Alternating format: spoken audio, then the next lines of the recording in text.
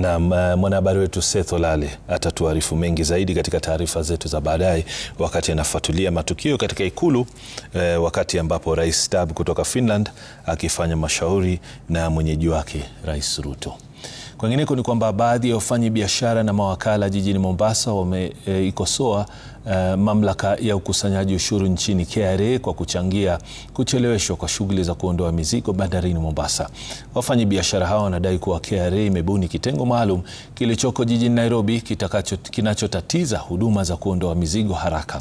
Wanaitaka serikali kufutilia mbali kitengo hicho wanachodai kinachukua muda mrefu kuidhinisha kutolewa kwa mizigo bandarini na hivyo kupelekea mizigo kuchukua kati ya siku 4 na siku 7, tofauti na hapo awali ambapo kuondoa mizigo ilichukua kati ya siku 1 na siku 3.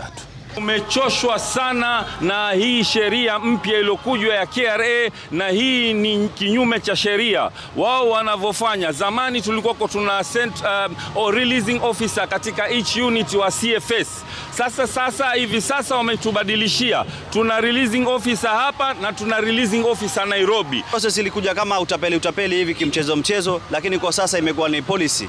Na hii policy ni policy ambayo haijapitishwa na sheria wala nini.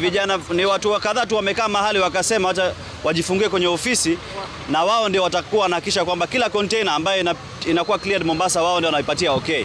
Sasa operations za port na CFS pia zimekuwa slow sana. Ukiangalia container ilikuwa inachukua almost 1 to 3 days kutoka, lakini sasa inachukua 4 to 7 days, na haya yote yamesababishwa na hiyo centralized release officers. Sisi wa pwani hatuna kwingine tu. Mwenyezi Mungu alituwekea bahari na sababu, na kwa hivyo hii bahari ndo shamba yetu, na sasa serikali inataka kumake sure hata ile biashara kidogo ambayo tumebaki nayo wanatunyanyasa mpaka tuiache. Sijui wanapanga mipango gani.